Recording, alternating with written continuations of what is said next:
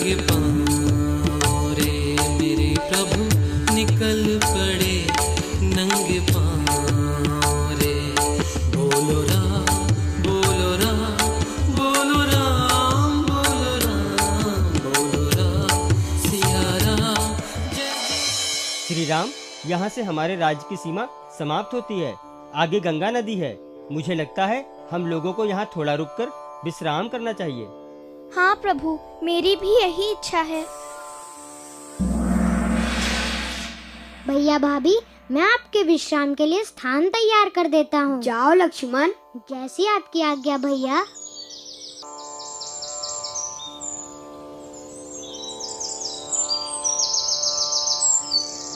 वैसे सुमन जी, ये कौन सा राज्य है? ये श्रृंगबीरपुर है। श्री राम, यहाँ के राजा आपके सखा निषाद राज हैं। क्या ये हमारे सखा निषाद राज का राज्य है? जी श्री राम, आप कहें तो आपके आने का संदेशा भेज दूं उन्हें? नहीं नहीं सुमन जी, ये उचित नहीं होगा। और फिर हम वनवास के लिए निकले हैं, तो फिर हम जितने कम लोगों से मिले उतना ही अच्छा है। जैसी आपकी इच्छा। चलिए भैया, आपका विश्राम का स्थान तैयार है। चलो लक्ष्मण।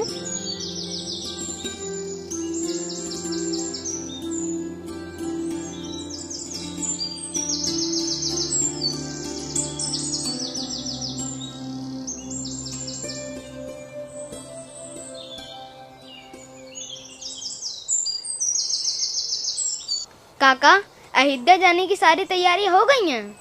जी महाराज, सारी तैयारियां हो गई हैं। बस आप चलने का आदेश करिए। काका, आपको पता है कल कितना शुभ दिन है? कल हमारे सखा श्री राम का राज तिलक है। कल वो राजा बन जाएंगे। कितना मनमोहक दिन होगा। हम सब लोग सुबह ही चलेंगे। आप सब हमारे साथ चलिएगा। महाराज, महाराज, महाराज। क्या हुआ हरिया? महाराज की जय हो। इतना हाँफ क्यों रहे हो? महाराज, मुझे नहीं लगता कि आपको कहीं जाने की जरूरत है।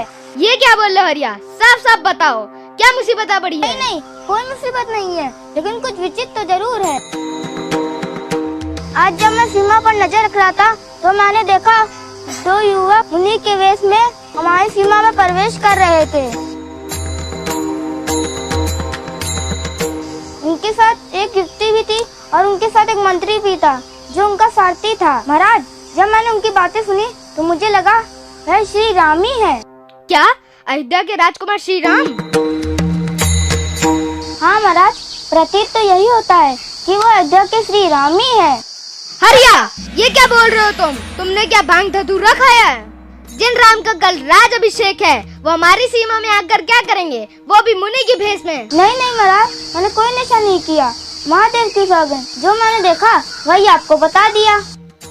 तो क्या श्री राम हमसे मिलने आए हैं? हाँ, प्रतीत तो यही होता है। काका, राम जी ने हमें वचन दिया था कि वो हमसे मिलने जरूर आएंगे। शायद इसीलिए आए हों। आप लोग जाइए और स्वागत की तैयारियां कीजिए।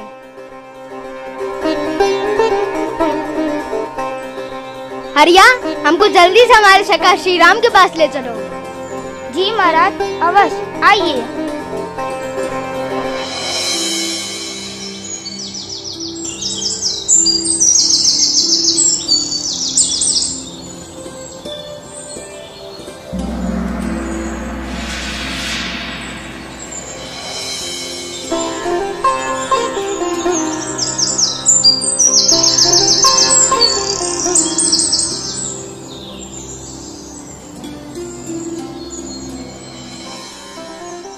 इतने ध्यान से क्या देख रहे हैं प्रभु?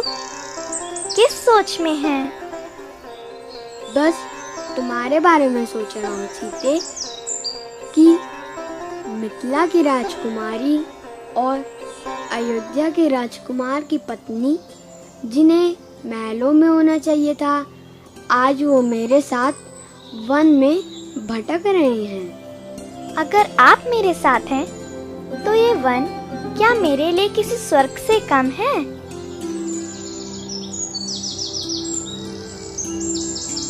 आप व्यर्थ में ही ऐसी बातें सोच रहे हैं।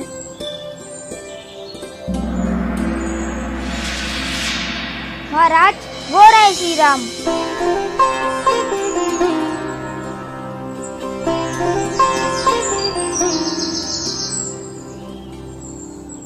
राम, मेरे राम आ गए, मेरे श्री राम। राम, मेरे सखा श्री राम आ गए।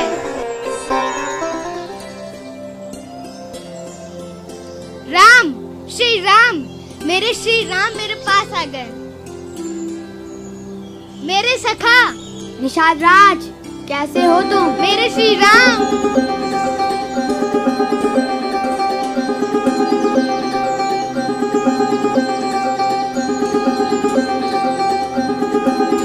मेरे सखा श्री राम आ गए।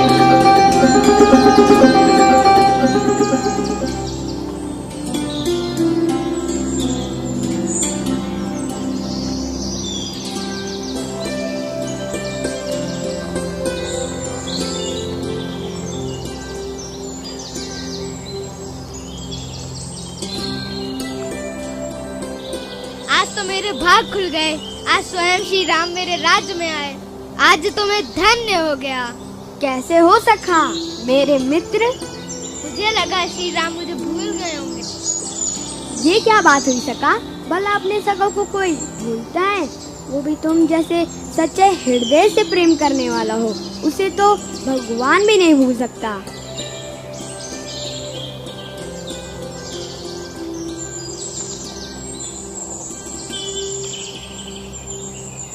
निषाद राज, ये मेरी धर्मपत्नी सीता और ये अनुज लक्ष्मण।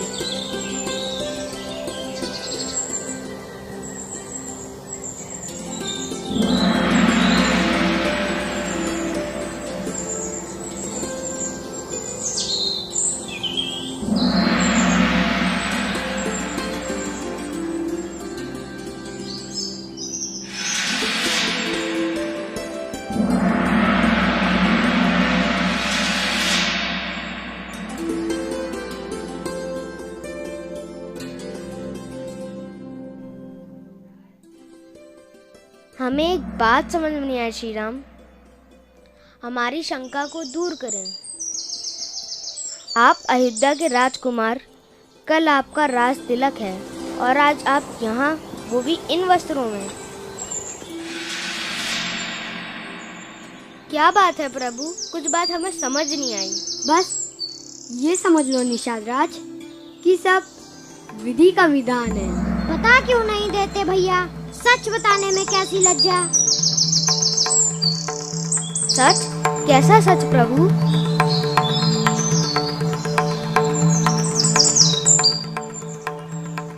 ये नहीं बताएंगे भैया, मैं बताता हूँ। हमारी सौतीली माँ कैकेयी लालच में इतनी अंधी हो गई थी कि उन्होंने हमारे पिता से 2 वरदान मांगे। पहला अपने पुत्र भरत के लिए अयोध्या का राजपाट और दूसरा हमारे भैया राम के लिए 14 साल का वनवास। और हमारे भैया इतने मर्यादित है कि इन्होंने इन 2 वरदानों को पूरा करने का प्रण ले लिया। इसी वजह से आज हम वन भटक रहे हैं। शांत हो जाओ लक्ष्मण, जो हुआ उसमें कहीं न कहीं विधाता की मर्जी है। माता कैकेयी तो बस एक माध्यम मात्र हैं, और फिर ये मत भूलो वो हमारी माता है। हम तो यही सुने थे प्रभु कि पूत का पूत हो सकता है, लेकिन माता कभी कुमाता नहीं हो सकती।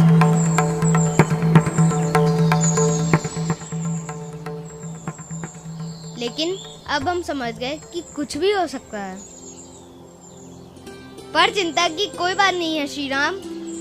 अयोध्या ना सही तो ये संगवेरीपुर सही। आप यहाँ पे राज करें और मैं आपकी सेवा करूँगा।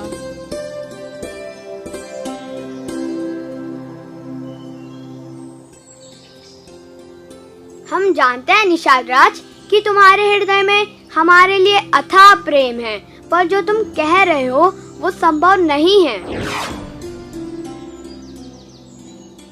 निषाद राज, बस एक आग्रह है हमारा तुमसे। बोलिए प्रभु, आपके लिए तो मेरे प्राण भी समर्पित हैं, तो ये आग्रह कैसा? निषाद राज, हमें कैसे भी करके गंगा पार जाना है, जिससे हम अरण्य की ओर जा सके। हो जाएगा प्रभु, आप चिंता ना करें, मैं व्यवस्था करता हूँ।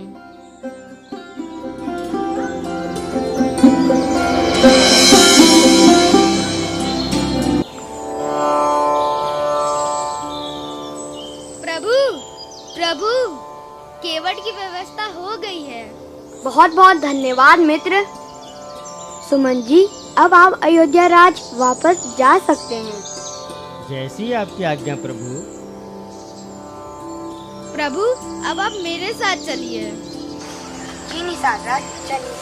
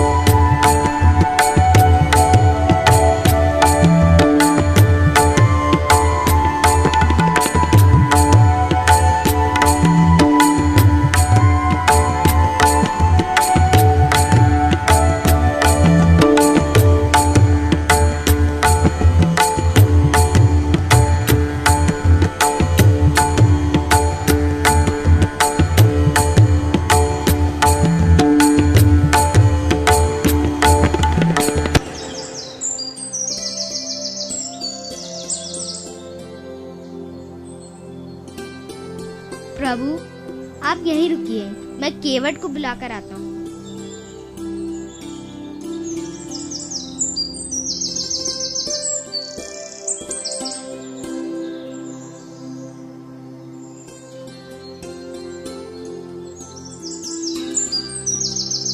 अरे केवट, जरा इधर अरे आना। महाराज, आप प्रणाम। आवत हैं, आवत हैं। केवट, जिन्हें तुमको ले जाना है, आओ हम तुमको उनसे मिलाते हैं। चलिए महाराज। चलो।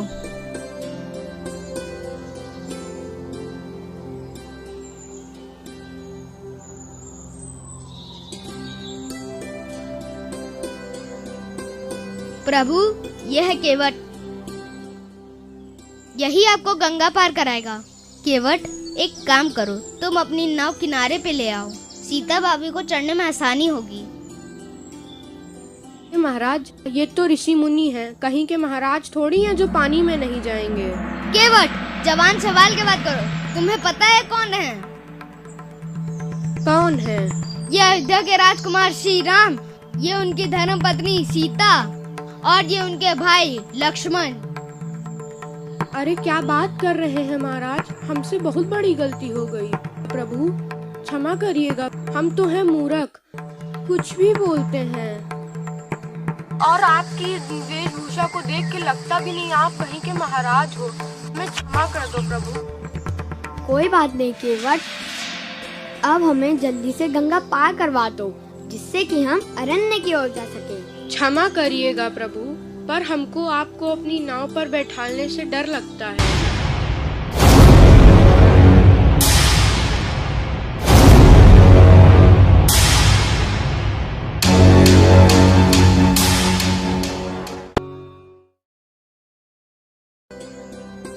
प्रभु, यह है केवट, यही आपको गंगा पार कराएगा। केवट, एक काम करो, तुम अपनी नाव किनारे पे ले आओ, सीता भाभी को चढ़ने में आसानी होगी। ये तो ऋषि मुनि हैं, कहीं के महाराज थोड़ी हैं जो पानी में नहीं जाएंगे। केवट, जवान सवाल के बात करो, तुम्हें पता है कौन है? कौन है? ये अयोध्या के राजकुमार श्री राम, ये उनकी धर्म पत्नी सीता और ये उनके भाई लक्ष्मण। अरे क्या बात कर रहे हैं महाराज, हमसे बहुत बड़ी गलती हो गई। क्षमा करिएगा प्रभु, हम तो हैं मूर्ख, कुछ भी बोलते हैं। आपकी वेशभूषा को देखकर लगता ही नहीं कि आप कहीं के राजकुमार हो। हमको क्षमा कर देना प्रभु। कोई बात नहीं केवट, अब हमें जल्दी से गंगा पार करवा दो, जिससे कि हम अरण्य की ओर जा सके। क्षमा करिएगा प्रभु, पर हमको आपको अपनी नाव पर बैठाने से डर लगता है।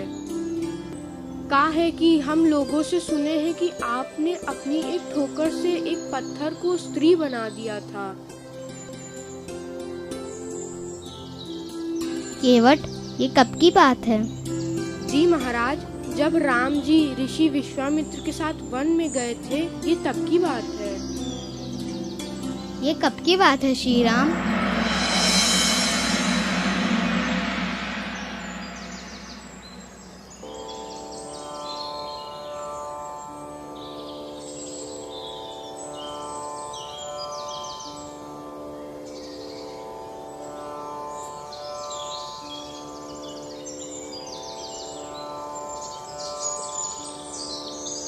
हे गुरुवर, हाँ राम, ये वीरान पड़ा आश्रम किसका है?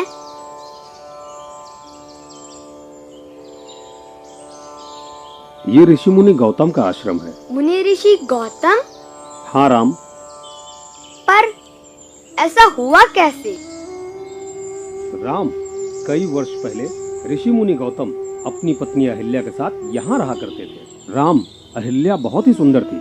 स्वयं इंद्र भी उसे अपनाना चाहते थे और इसलिए स्वयं इंद्र ने चंद्रदेव के साथ मिलकर षड्यंत्र रचा। कौन सा षड्यंत्र गुरुजी? षड्यंत्र ये था, प्रातः काल होने से पहले चंद्रदेव ने मुर्गे की बांग दे दी और मुर्गे की बांग सुनकर ऋषि मुनि गौतम को आभास हुआ कि प्रातः काल हो गई और वो गंगा के तट पे स्नान करने चले गए। और उधर अहिल्या आश्रम में अकेले सो रही थी और मौका पाते ही इंद्र ने ऋषि मुनि गौतम का वेश धारण करके अहिल्या की कुटिया में चले गए और अहिल्या इंद्र के छल को पहचान गई और कुटिया से तुरंत बाहर कर दिया। और जब ऋषि मुनि गौतम को पता चला उनके साथ छल हुआ है, वो अपनी कुटिया की ओर भागे। तभी ऋषि मुनि गौतम ने इंद्र को कुटिया से बाहर जाते हुए देख लिया और उन्हें बहुत क्रोध आया। अहिल्या ने ऋषि मुनि गौतम को बहुत समझाया कि उन्होंने इंद्र के छल को पहचान लिया था और कुटिया से बाहर कर दिया था, और ऋषि मुनि गौतम ने अहिल्या की एक न सुनी और ऋषि मुनि गौतम ने अहिल्या को पत्थर बनने का श्राप दे दिया और अहिल्या पत्थर रूपी शिला में बदल गई। राम, लक्ष्मण, वो जो शिला देख रहे हो, जी गुरुदेव, वो शिला रूप अहिल्या ही हैं।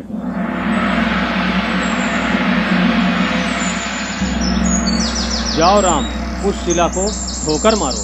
ठोकर? पर क्यों गुरुदेव? इसलिए राम, जब अहिल्या ने पूछा उनसे उनका उद्धार कैसे होगा, तब ऋषि मुनि गौतम ने कहा, जब श्री राम आएंगे और वो ठोकर मारेंगे, तब जाके उनका उद्धार होगा। जाओ राम, अहिल्या का उद्धार करो। जी गुरुवर।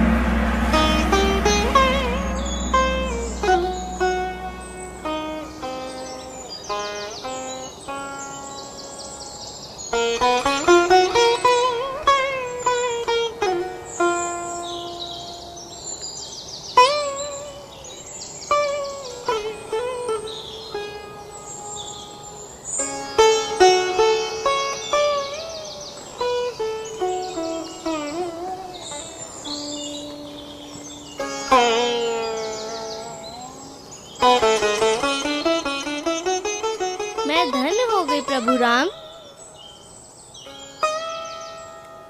आपने मेरा उद्धार किया है।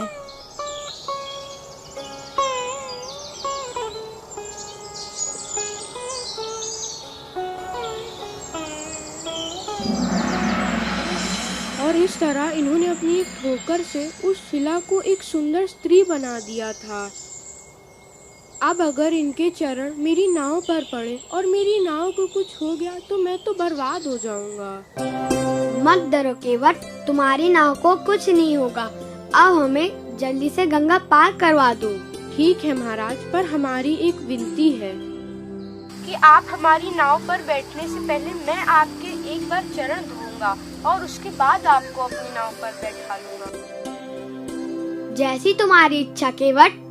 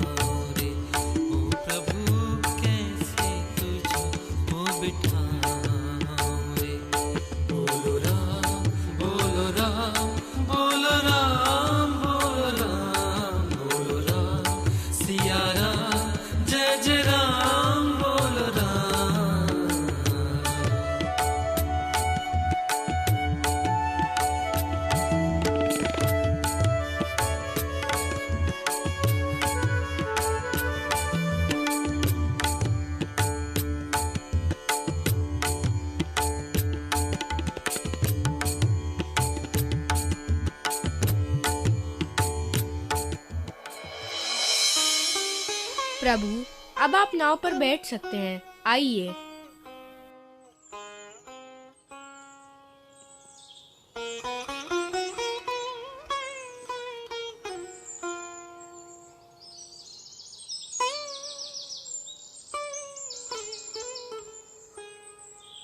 बहुत बहुत धन्यवाद मित्र निषाद राज। अब आप अपनी राज की ओर जा सकते हैं।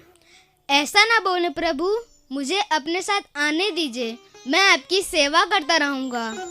हम जानते हैं निषाद राज कि आपके हृदय में हमारे लिए अथाह प्रेम है, पर हम ये नहीं चाहते कि हमारी वजह से आपको कोई कष्ट हो। प्रभु, अगर आपकी इच्छा है तो मुझे आने दें, अगली बार जब आप बोलेंगे मैं लौट आऊंगा।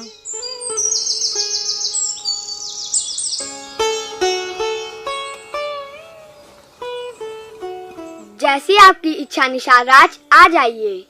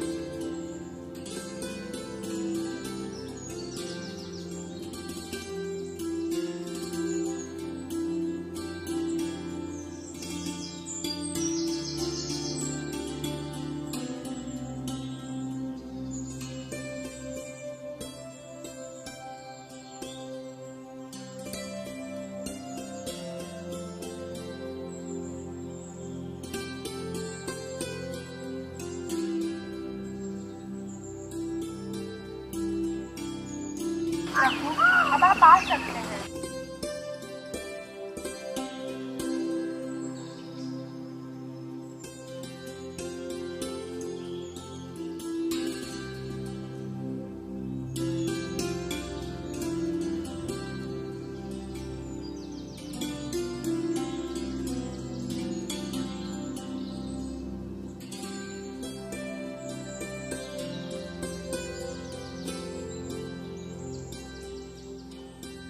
धन्यवाद प्रभु, हमें अपनी सेवा करने का मौका दोबारा जरूर दीजिएगा।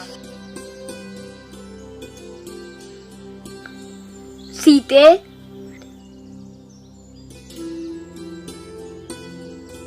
ये लो केवट तुम्हारी उतराही। नहीं नहीं प्रभु, हमें कुछ नहीं चाहिए। हम तो आपके दर्शन पाकर ही धन्य हो गए थे। रख लो केवट, इसमें तुम्हारा अधिकार है। जैसी आपकी आज्ञा प्रभु।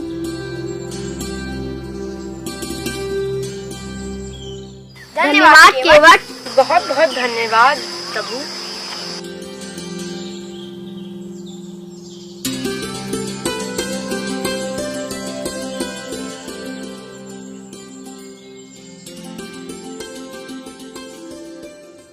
जय श्री राम।